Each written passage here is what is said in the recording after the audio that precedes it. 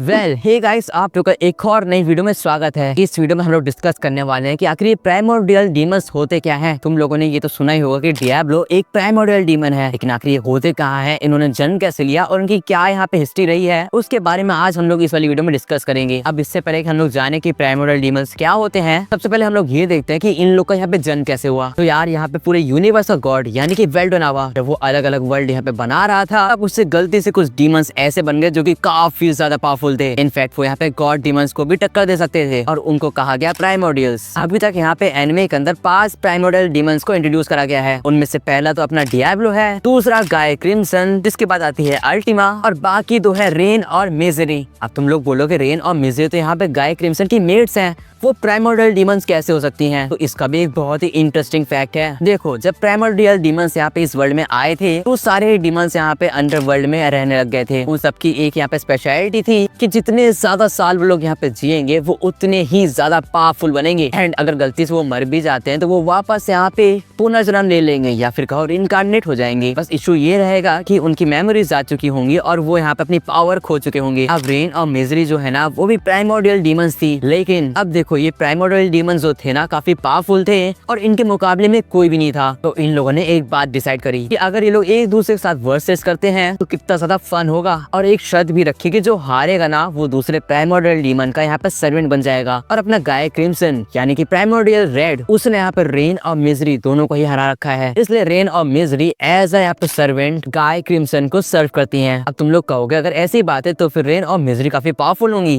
Well of course वो दोनों काफी पावरफुल हैं। वेल बात आती है अब अपने यहाँ पर डियाब्लो की। डियाब्लो भी अपना कुछ कम नहीं है, उसने भी यहाँ पे गाय क्रिम्सन के साथ एक बार वर्सेस करा था एंड शॉकिंगली लेकिन वो एक ड्रॉ था, और इसी बात से रेन और मिजरी यहाँ पे डियाब्लो से काफी ज्यादा चिढ़ती भी है। ऑन द अदर साइड यहाँ पे गाय क्रिम्सन डियाब्लो को काफी ज्यादा रिस्पेक्ट करता है क्योंकि वो यहाँ पे ड्रॉ में हारा था। रेन और मिजरी हमेशा डियाब्लो से चिढ़ती हुई आई है क्योंकि डियाब्लो हमेशा से ही एक फ्रीडम यहाँ पे पाना चाहता था और वो हमेशा से जो भी कुछ करता है उसमें उसकी फ्रीडम छुपी होती है। On the other side rain और मिजरी हारने के बाद गाय क्रिम्सन की यहाँ पे सर्वेंट बन चुकी हैं और वो अपनी मर्जी से कुछ भी नहीं कर सकती। इनफैक्ट अगर अभी क्रिम्सन बोल दे उन दोनों को मरने के लिए तो उन्हें मरना होगा, क्योंकि बहुत ही ज्यादा यहाँ पे अजीब है। अब तुम लोग कहोगे कि अगर ऐसे सब लोग फाइट करते रहेंगे तो एक दूसरे के यहाँ पे वो सर्वेंट्स बन जाएंगे और मजा नहीं आएगा। रेन, मिजरी, गाय क्रिम्सन और डियाब्लो को छोड़ के बाकी जो यहाँ पे जो प्राइमोर्डियल डीमंस थे यानी कि अल्टीमा, कैरेरा और टेस्टोरोसा, ये 3 डीमंस ऐसे थे जिन्होंने एक साथ एक ट्रीटी फॉर्म करी। इन लोगों ने वादा करा कि ये लोग डायरेक्टली एक दूसरे से नहीं लड़ेंगे। ऑन दी अदर साइड ये अपने छोटे छोटे यहाँ पे चमचे इस वर्ल्ड में घुमाएंगे और उनके बेसिस पे लड़ेंगे, जिससे ये सब एंटरटेन भी होते रहे और इनको कोई खतरा भी ना हो। अब इन सब का इंट्रोडक्शन तो हो गया, अब मैं तुम लोग को बताता हूँ कि इसमें से सबसे ज्यादा पावरफुल कौन है और कौन किस रैंक पे आता है। तो देखो, अभी तक सबसे ज्यादा पावरफुल तो यहाँ पे गाय क्रिम्सन है क्योंकि उसके अंडर में 2 प्राइमोर्डियल्स हैं जो कि यहाँ पे रेन और मिजरी हैं। लेकिन उसके बाद सबसे ज्यादा पावरफुल यहाँ पे टेस्टोरोसा थी जो कि लिटरली यहाँ पे बहुत ही ज्यादा पावरफुल थी। लेकिन जब यहाँ पे डियाब्लो को रिमरू नाम देता है तो उसके बाद डियाब्लो काफी ज्यादा पावरफुल हो जाता है। इसके बाद डियाब्लो टेस्टोरोसा से भी ज्यादा पावरफुल है। इनफैक्ट अगर तुम लोगों ने अभी मेरी मांगा वीडियो देखी होगी तो उसमें मैंने तुम लोगों को बताया था कि डियाब्लो अपने साथ काम करने के लिए कुछ सर्वेंट्स को लेने गया है, और शॉकिंगली वो सर्वेंट्स और कोई नहीं बल्कि प्राइमोर्डियल डीमंस हैं यानी कि अल्टीमा, कैरेरा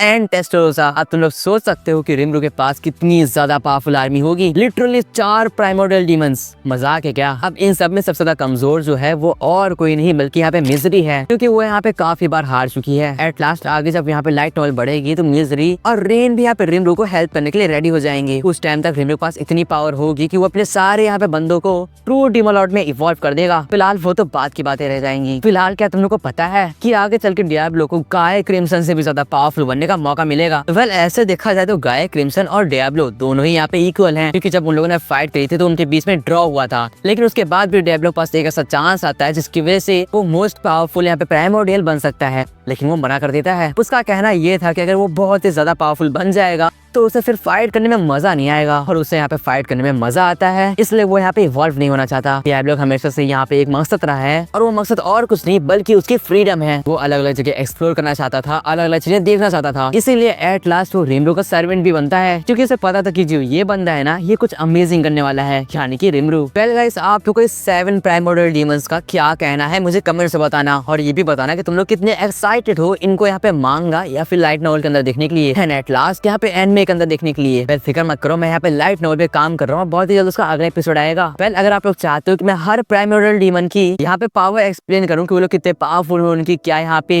एडवांटेजेस हैं और उनकी क्या बेस्ट स्टोरीज हैं, तो मुझे यहाँ पे कमेंट से बताना, मैं उसके ऊपर वीडियो लेके आऊंगा। बाकी सब्सक्राइब कर दो यार इसी तरह की और वीडियोस देखने के लिए। बाकी मैं आपसे मिलता हूँ किसी और नए वीडियो में। हिल देन गुड बाय।